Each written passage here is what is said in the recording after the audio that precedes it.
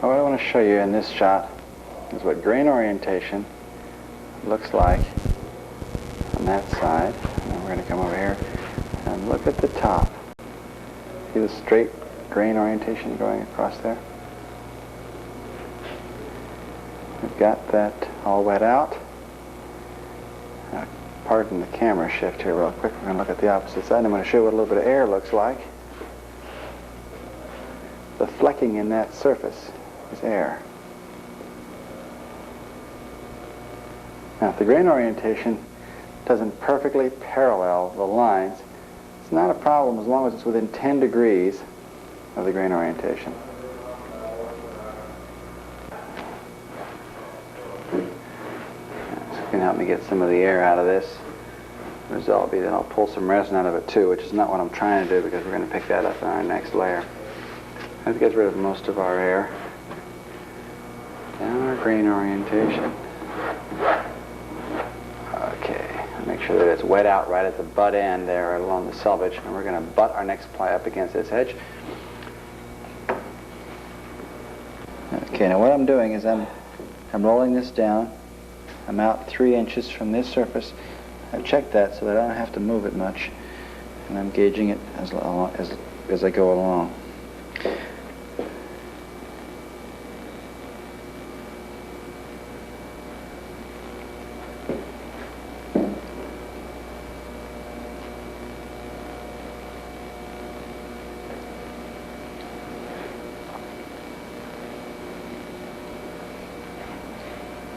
Too much sweep in this angle here, so I'm going to pull that taut, change its angle, pull this edge back here.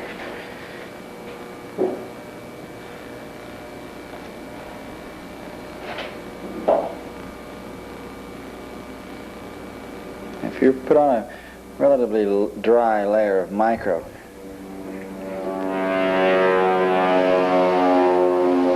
you can always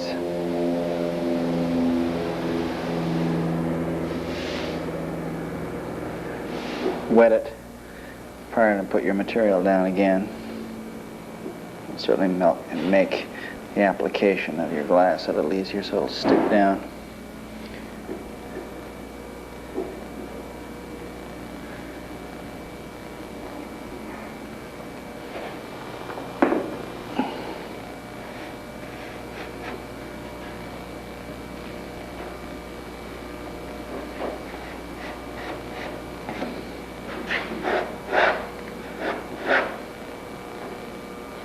Notice we butt this cloth to the other laminate. We do not lap unidirectional materials. It's better to have a gap than a lap.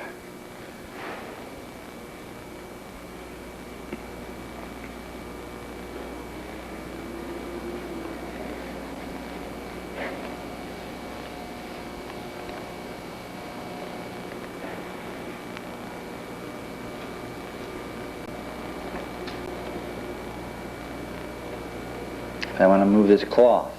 I can't move it from here. I've got to come down to the end of this material, down to here, to pull it.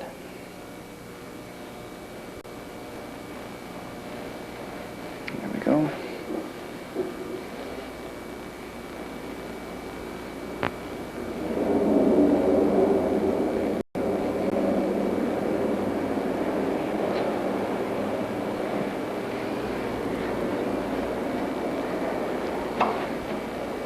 Once you get past this first ply, it's much, much easier.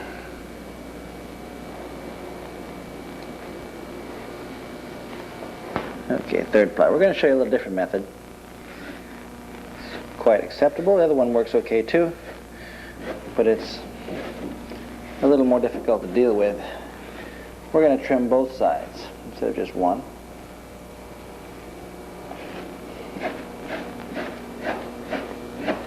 There's our mark. The grain doesn't always come out just the way we want it. See, if you look down here, you'll notice we have a lap. Don't have it on the front face, but we have it down here on the side.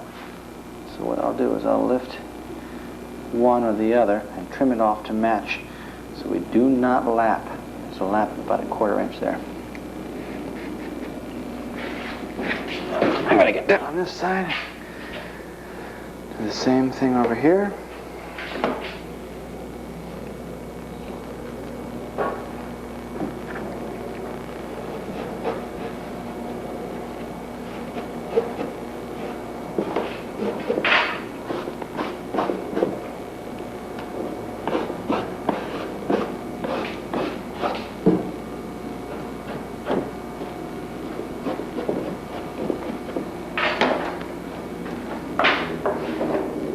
Richard, why don't you go ahead and mix some more resin, and we'll get back to the folks in a few minutes.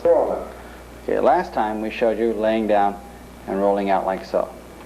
Well, we're going to reverse the grain orientation, which means we're going to have to go this way.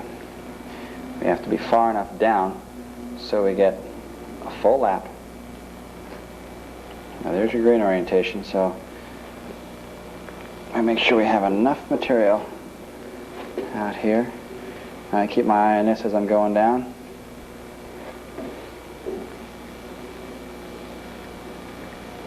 And roll the material.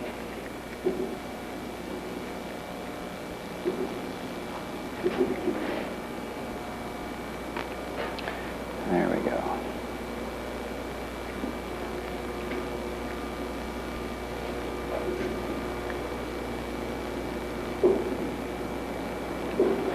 Now, because I'm on top of resin, I can slip slide. I don't have that problem I was having before, sitting on top of a slurried surface. Remember, folks, grain orientation is where your strength comes from. Keep those unidirectional bundles straight and the orientation on a 45. Just above the surface there, like so. This is where we're going to work from. So we're going to tack that down just like that. Pull it back into the position. A little more here.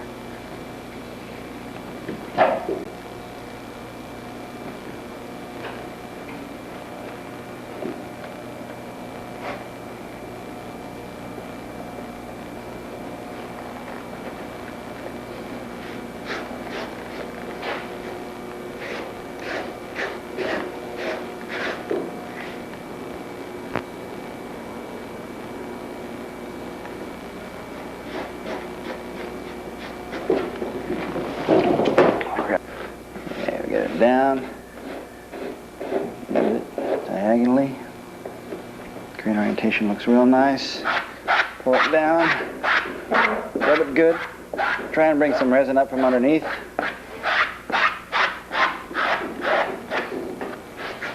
I go to the opposite side. First place I do get glass to conform is the. That again. This time it's going to stay in the corner here. Now this goes off the end, so we can pull that from out here.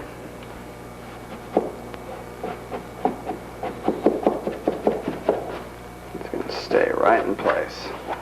Nice clean radius here.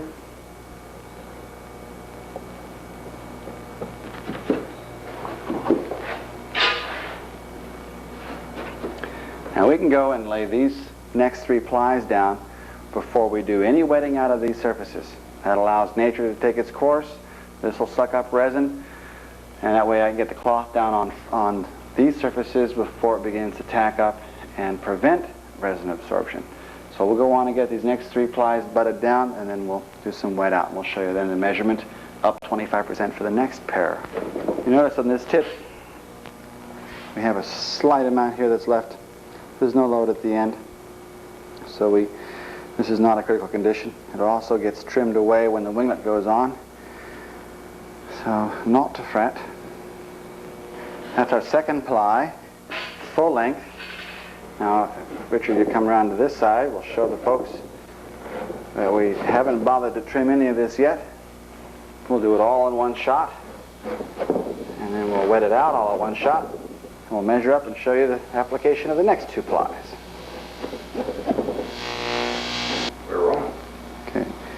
This isn't getting warm or anything. Maybe it is a little.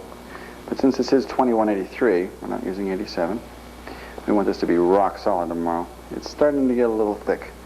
So rather than using this, I'll clean the brush out. Scrape this out and we'll do another mix. Get this all tacked down, trim off. You notice the amount of waste that I've got.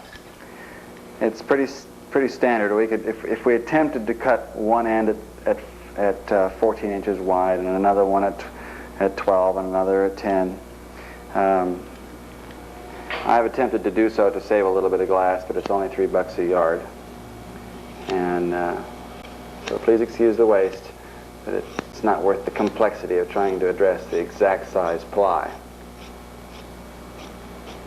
I've tried it.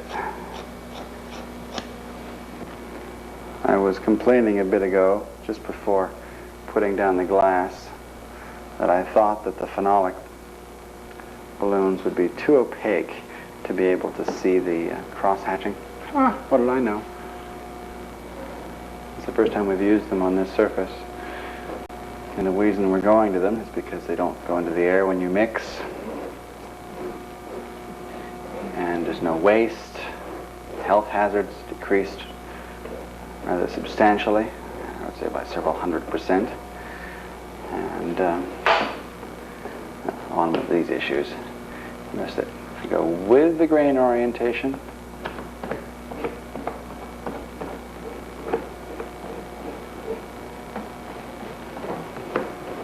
I don't normally work in this pushing manner, but I'm trying to stay out of the way of the gentleman holding the camera. Thank you. I'm going to dribble some down the side here. If he wants to swing around here real quick, we can show what we're doing. I'm rigging it down here and letting it flow down the edge. Now that it's been stabilized by the material underneath,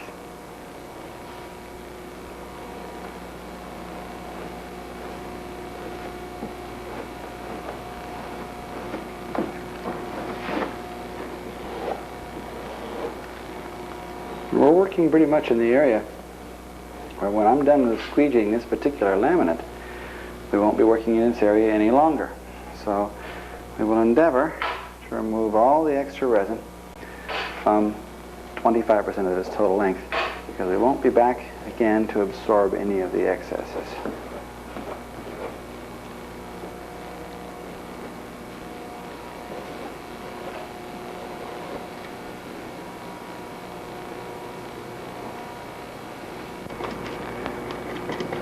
What I'm doing here is called stipple application of resin. I'm not going to spend enough time in a given area to complete the wet out, getting rid of the air and such. I'm just going to spend enough time to make a color change with resin, pattern stipple, and then continue moving on. And then by the time I get to where I'm going, I look behind, and the wetting out process will be handled by Mother Nature, soaking in, and I can go back and squeegee out any remnant of air left in. I'm not going to stand in one spot and try and stipple out air. This is a pretty good area for a demonstration of that. Just a quick color change, and move on.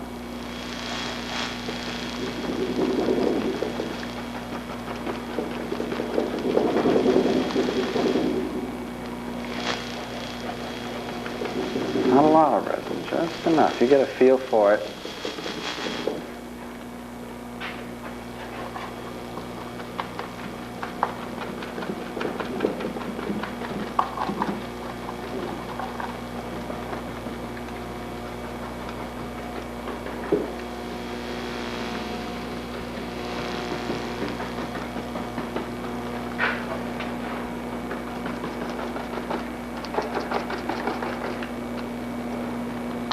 I get to broad expanses like this area here. splotch of resin down. Grab a squeegee. Check the grain orientation. Get the resin into the surface.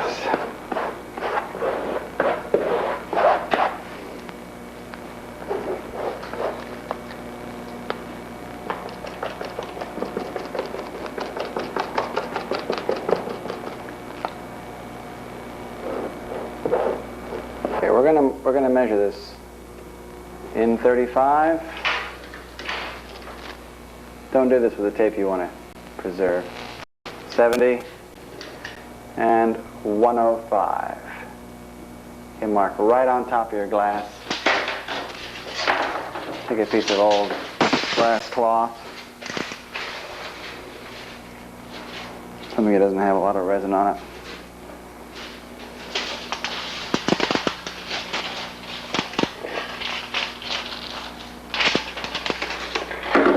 There we go. That's all we have waste for. The table. Okay, our next pair of plies starts right here. We let the cloth come right across this diagonally, and that's our first ply. Our second ply comes across here like this. Our second layer. This time we start from that end.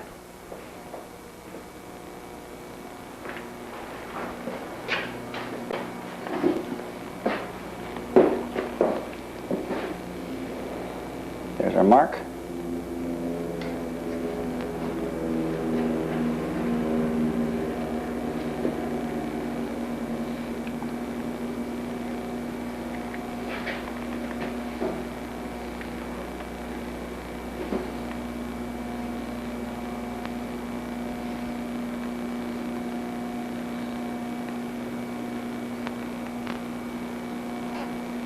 Grain orientation looks good. There's our mark again.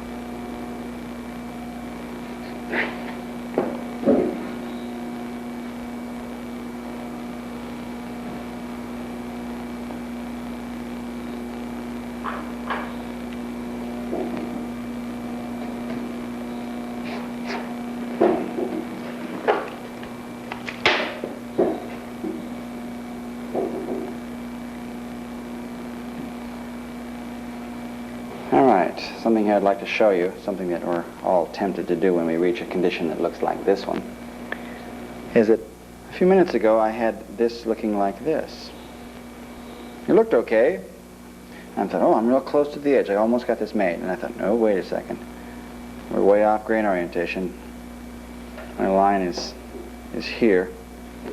And this needs to be swung back to 90 degrees to the cross line.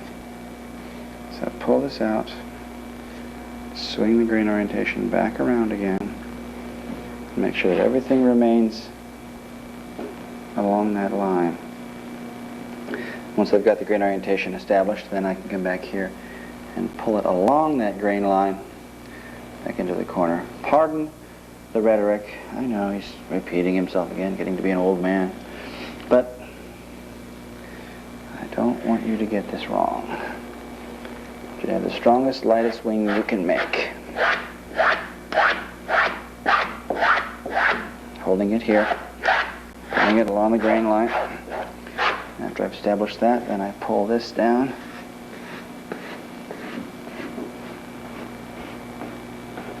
This is okay here, providing this doesn't exceed this surface. Now I'll force this down on this side. Starting at this intersection.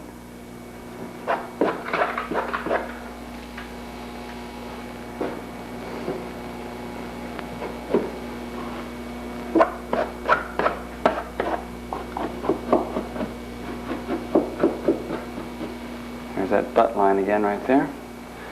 Working out well.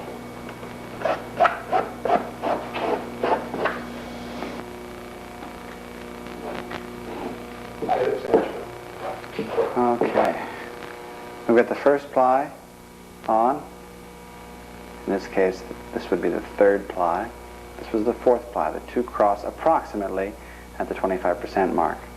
We're going to finish wetting this one out. We go up 35 inches to this mark, and this is where our next ply will go, which will be along the same grain orientation as the first of these two. And we go from there. That'll be about 1.5 plies actually per laminate. And we'll be back to you with more of this. Good.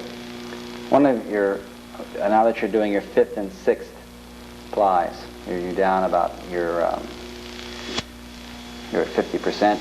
I'm going to come down here for the next ply here. But this ply is going to fall short. So we're going to end up rolling it out here. Cutting it off.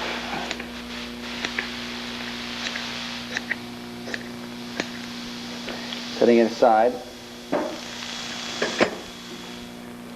When we do the opposite laminate, it'll take care of this section here now. Let me make sure that was shown to you on tape.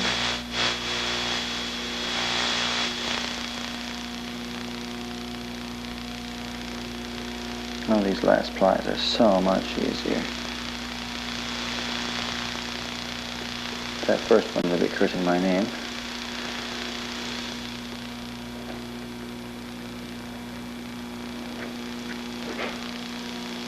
Okay, Rich, why don't you put away the camera and wet it out.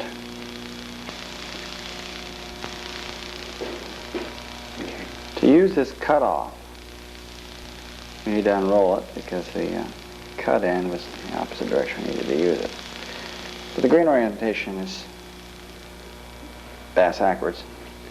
So we flop it over, line up the end, just like any other ply, and put it in its place. We'll wet it out, and we'll show you the application of the last 2 plies in this backbreaker of a job called the shear web.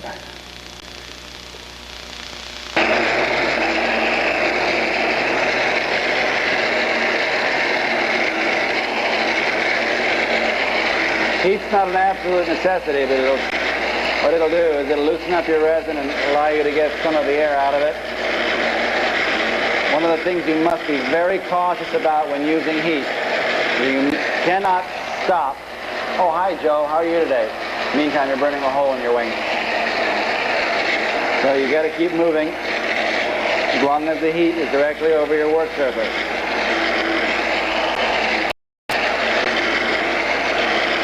Need a small area.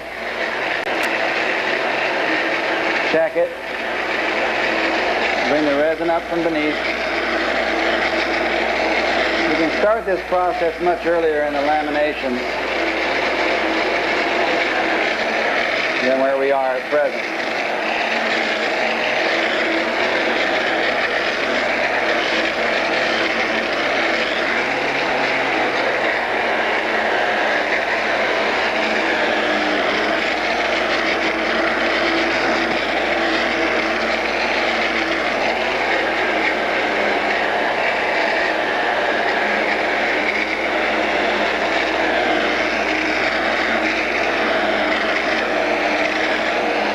We've applied no extra resin to this layer at all,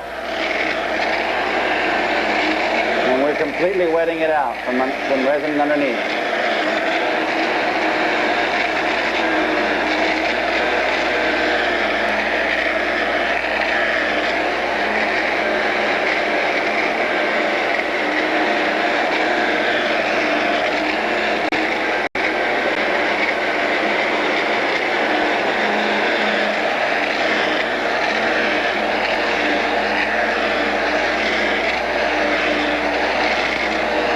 Stippling the front face, this side or this side, you must be cautious not to let the heat melt the foam adjacent to your spark cap trough.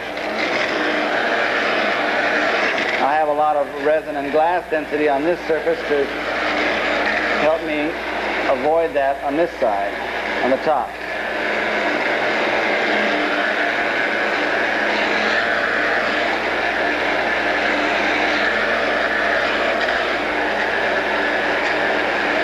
You have something that has a lower heat source for your spark caps surfaces, that would probably be better for these areas.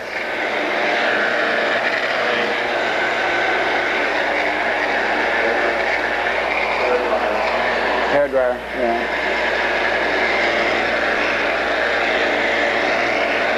We'll finish this out with the heat dryer, the heat gun, and we'll be back to you for the next ply.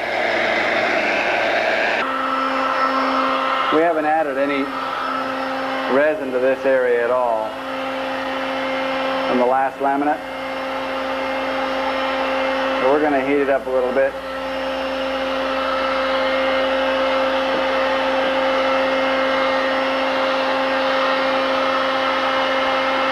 As you can see, we're pulling up resin from laminate before that had excess. We're going to get the last vestiges of air out of here. Now what you have to be careful of is do not hit the foam.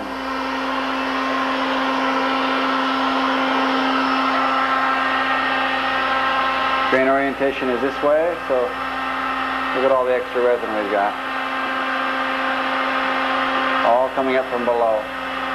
You can reduce your laminate substantially in weight by doing so, and you can eliminate tremendous amounts of air. Just be cautious when you do so.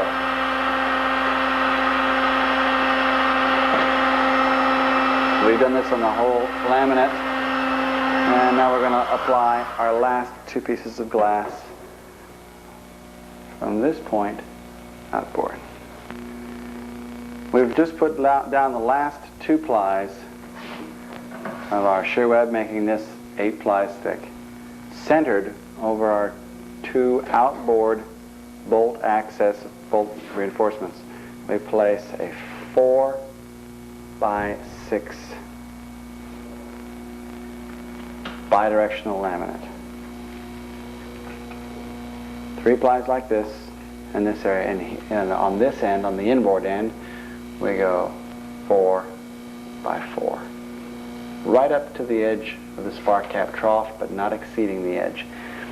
After applying these, we take the plates that Richard is making up right now and center them over our pieces here and have them extend out.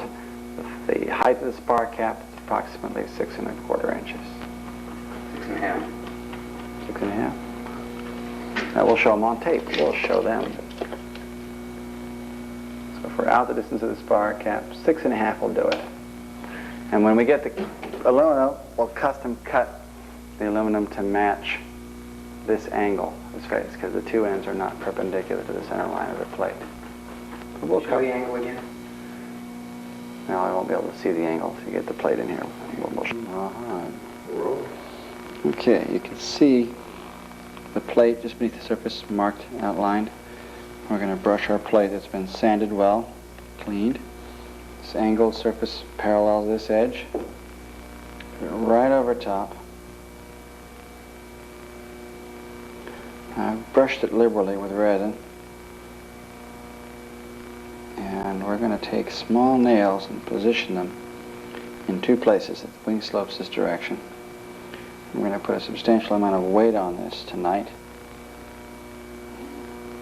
so that it's firmly in place tomorrow morning. And we'll do some radiusing carefully to take these edges off. I used to mount these with flocks, but I figured that with a fresh layup and the resin, the squeezing would displace any resin that's underneath it. I have 3 more pieces of glass to put down on this end. 2 more actually. 4 by 4 inches.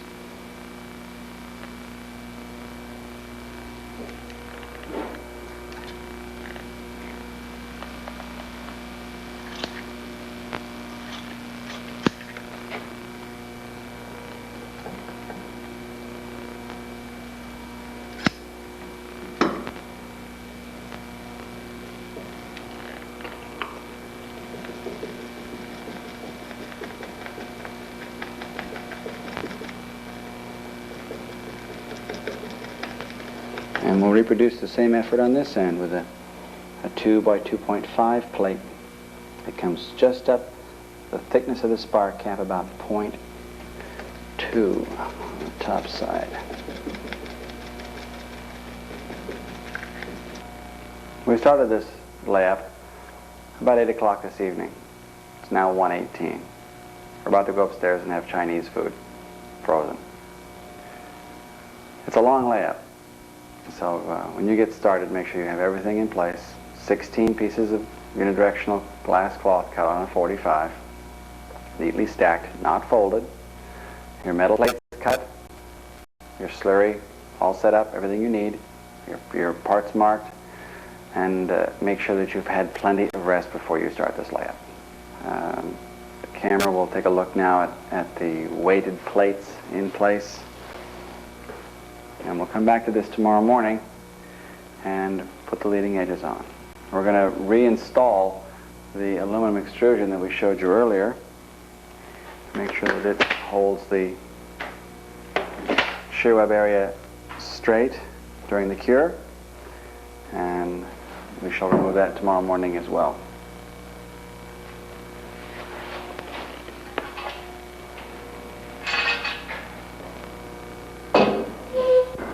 Good evening. Welcome to the Experimental Aviation Incorporated Marathon Show. We've allowed the shear web to cure. We finished it yesterday morning at 1:45 a.m. and I came in this morning at 9:15, and it was still relatively green, so I left the extrusion, which was on the other side of the wing, in place until about 7:30 this evening, whereby when it was removed, just by pulling the drywall screws free, the shear web stayed perfectly straight. And then I brought it onto this side and took a look down the wing, and lo and behold, it's straight on this side as well, which is where it should be. Now, we're not going to need this again for a little while. What you've seen here is that we've relieved this section of the leading edge, as well as the opposing section, to make room for a hard point that we install mid-span of between the mid and the outboard blocks. It's a chrome moly plate with 2 steel inserts tapped 1/4-28, drilled in numerous places and bonded in place with West Systems resin and 1 ply of glass. The only load it'll ever see is shear. And of course flocks to fill the holes, to act as flocks rivets. Now we're going to make this part available. It's not a standard part in the kit, but they will be available. These bushing faces are just below the skin face, and the plate here, this edge, will, when mounted 1/8 of an inch below this spar cap face, where the spar cap's going to go, makes this the appropriate height. Next, we're going to slurry the interfacing surfaces. Remember this, the repair we did? We're going to slurry this, wet that surface, put a small thin bead of slurry down the middle, fill these areas with dry micro so there are no voids in these areas, and then push them in place and do a smear job with it. After they're approximately in place, I'll take the template that I used for sand down and I'll put it on the outboard end. Then I'll take the inboard template and the middle template, put it in place, and make sure that the leading edge is straight. And if it is not, we'll put a extrusion against it, and then run drywall screws through the foam core and into the face of the shear web in strategic placements to make sure that it is straight. And we'll put the inboard core in place, middle core, and perform essentially the same procedure. It's much less likely to change shape because of its thickness. The outboard core, we had it bar sanded straight, as was this. And when we removed the leading edge from the shear web face, both of them change shape, and we showed you how to adjust for that in the last section of the tape. And we'll continue to show you wherever there is need to handle the occasional changes in blocks.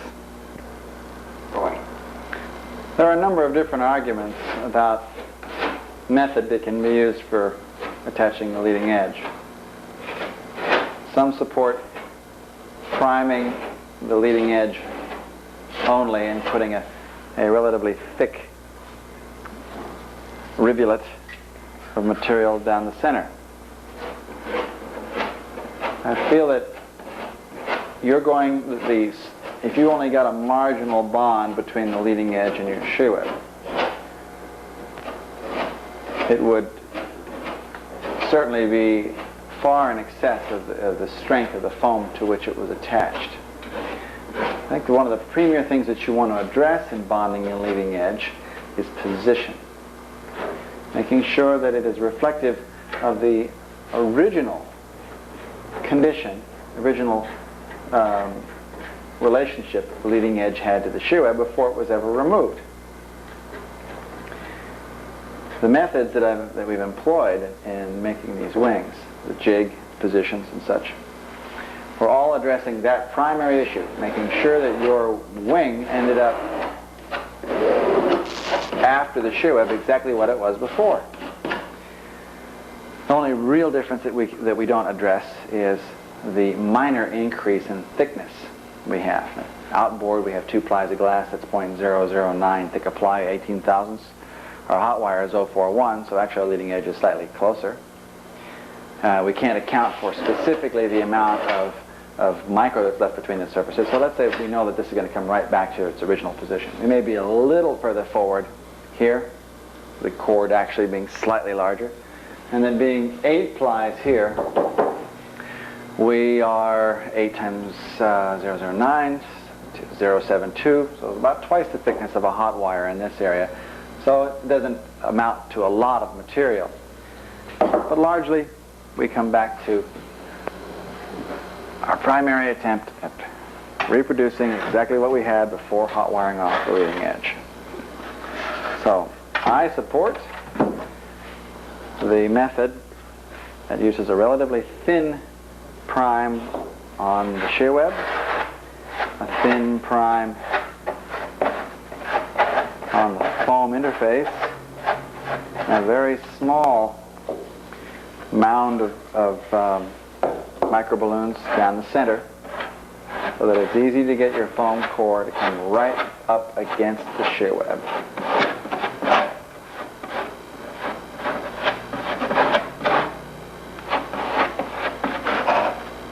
I'm going to fill this area with a relatively heavy mix. The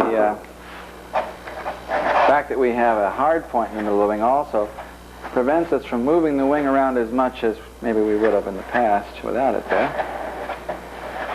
So we have to choose a method that allows us to get that leading edge back into position without sliding it back and forth a lot to displace resin.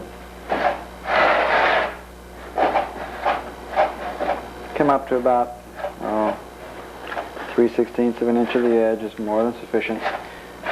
When you put your leading edges, your spar caps in, there will be an unavoidable amount of resin that's going to go down into these crevices to fill up any voids that might have been left behind.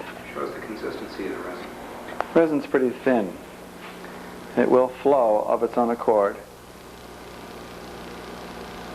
It's a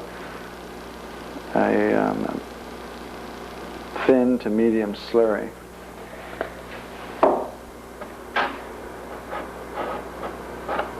I don't want to fill this up with a real thin batch, but I'm going to prime the interior of the depressions with slurry. This is 4 shots? 4 shots of resin.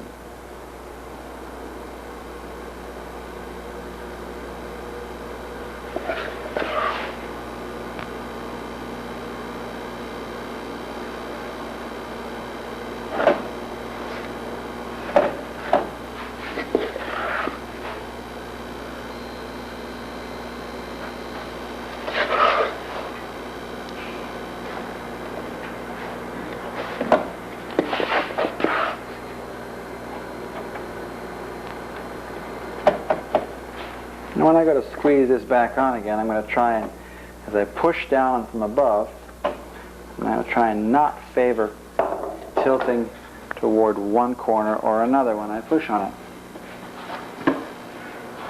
I'm going to, those of you who are saying, you didn't put the dry micro in the hole, I'm going to push dry micro into that depression.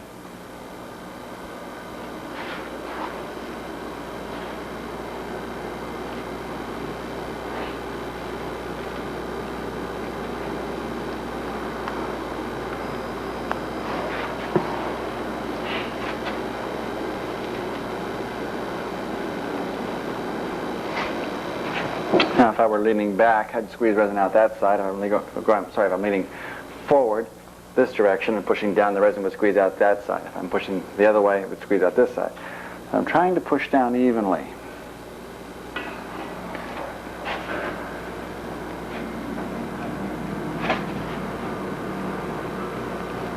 You can easily push down hard enough to dent your foam. So be cautious there.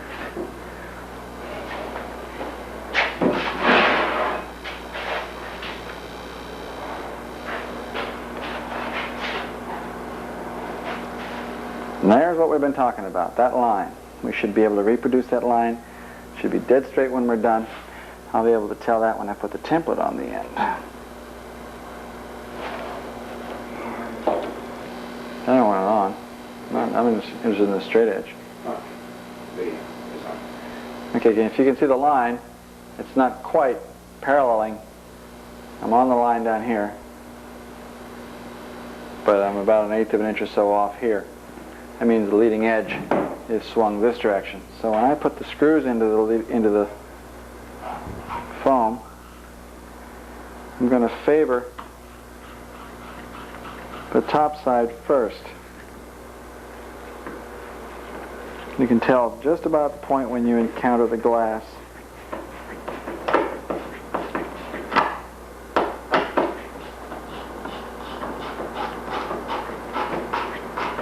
I'm going to go all the way to the point where the head of the screw is beyond the face, because we're going to put our template back on here and we're going to check it again.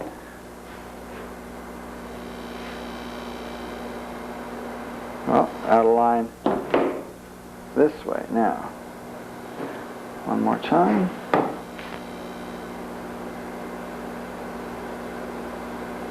Still need to have this edge come down some.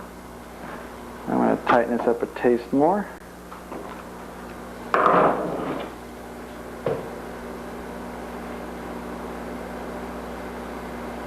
There we go. Now we're on.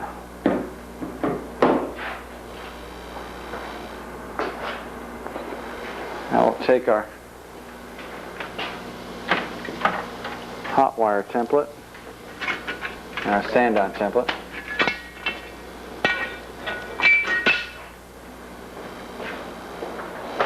Oops, excuse me.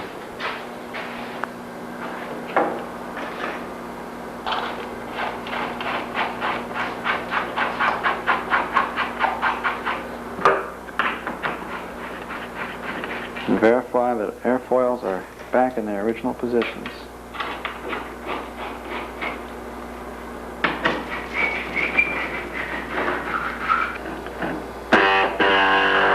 We just discovered that I got to put this jig on, and I'm going to have some problems. It's going to be in my way. So, this outboard jig, you're going to have to remove this upper section.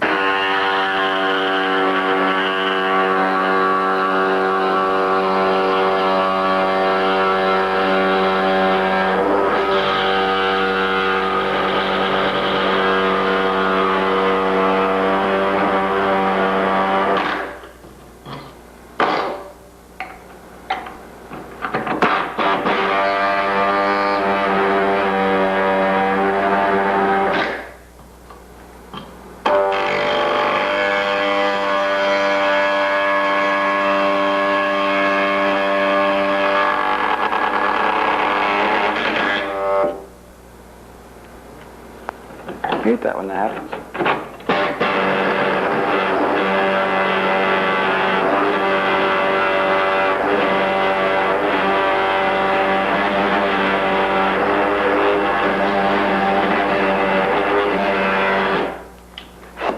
forgot to do this.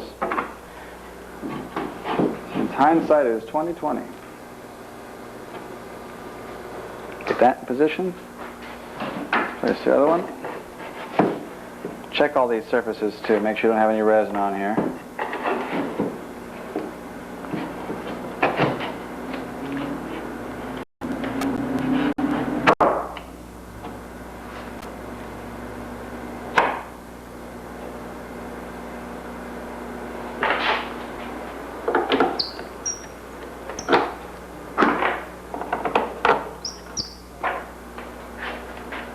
I need really one bolt on the upper here for this particular application.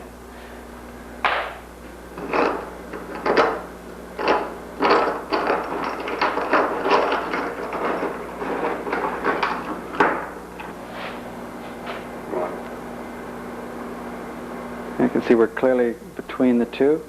As long as we have a full parallel of all the surfaces, we're fine. If you wanted to shave down a couple of tongue depressors into fine wedges on your sander and stuff them in there and hold them in place, fine, but that would be kind of a moot point at this stage because you can see we're right in the middle of this tank. What we're looking at here is a very dry mix of micro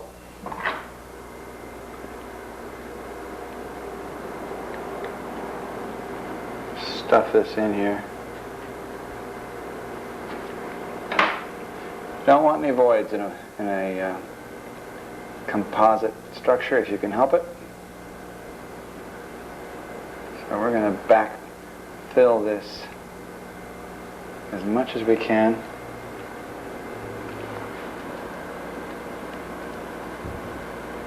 Up to flush. Up to, but not including, packing the bushing full.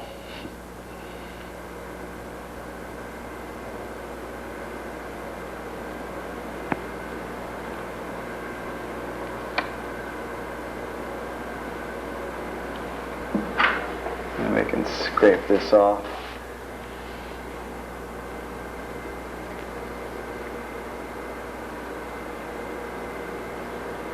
There we go. Now, Richard, if you would please go to the just in front of this and take a look at this end.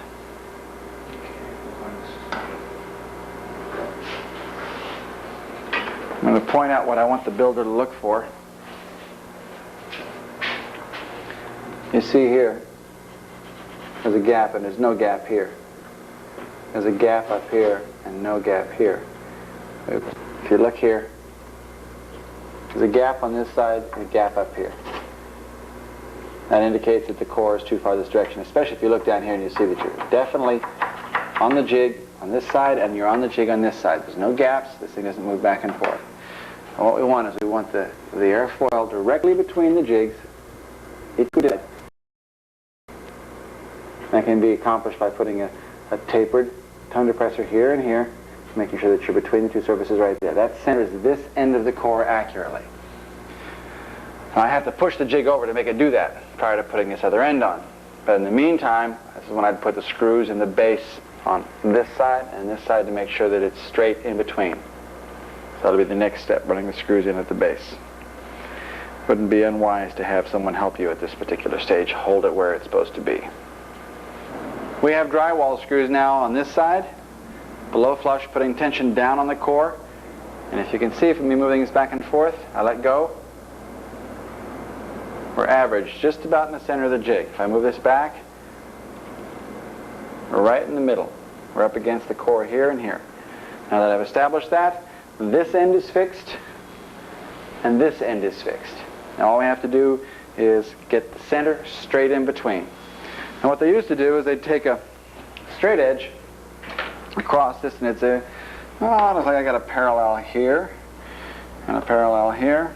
Well, we checked this earlier by putting an extrusion down the entire length of this wing along this lower section. We know this wing is dead straight. So, without having to make any assumptions, we can take an extrusion that we've checked for straight, and we can run it directly into the foam core.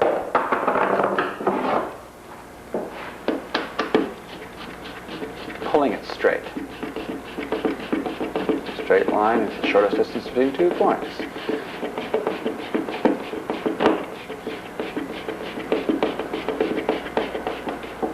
Pull that snug up against there.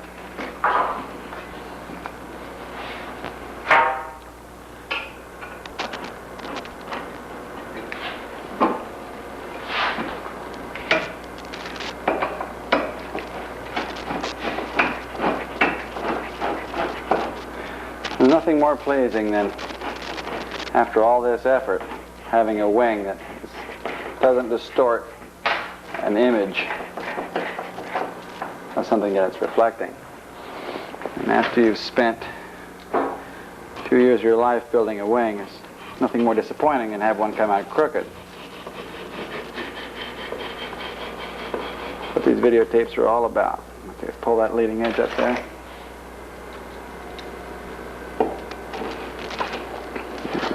I have holes drilled for 2 other screws, but there doesn't seem to be any need for it. At this point, you can assess whether or not you need any more screws, pulling the core down. If you've got good squeezement at all your ends, you can see it in the middle. I was going to run a drywall screw on this side into the shear web and this side, but I have plenty of material squeezing out both edges, even so much so that I have enough to squeeze out. I will do the old. Yeah, we're looking real good. Okay, that's essentially the outboard core. We'll do the same thing to the inboard core. Okay, we've got the other core in place. You can see the butt line here. I've got it really well squeezed together. I've got a drywall screw up here at the top. I'm well centered. I'm going to pull the 2 cores together.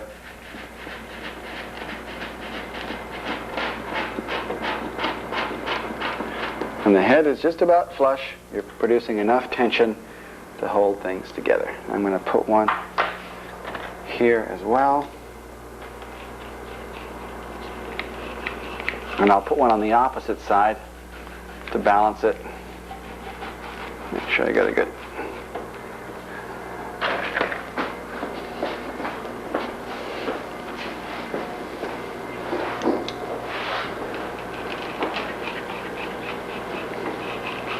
As you can see, I'm coming from this core to that core this time.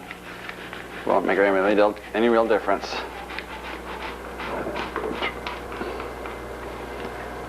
Okay, I have a small gap on this side, but very small, of no real concern. Now what we'll do is put the inboard template in place, make sure that it's firm, and then repeat this extrusion process on the opposite side. Okay. We've got this end firmly attached. We have this end firmly attached. We've discovered that this template needs to be Jig. This jig needs to be a full 3/4 of an inch further aft than where it is, so that we can use it up here. Now, it's just fine in this area. It needs to be aft. The reference to this jig was also 1 inch too far in this direction, so we moved it aft, 3/4 of an inch. So move this one back 3/4 of an inch from the original reference, and this one back 3/4 of an inch from our original reference, and you'll be all lined up. We can come back to this template and sight down. Template is very, very close, well within our tolerances. When you leave the room and come back the following day, this may be one of the most critical portions of your airframe in regards to how fast your airplane will go. If you change that airfoil, you're not going to get the same performance figures we get. So do pay close attention to this section, to that particular attachment, and that's why we've spent so much time on this portion of the tape. Thanks so much.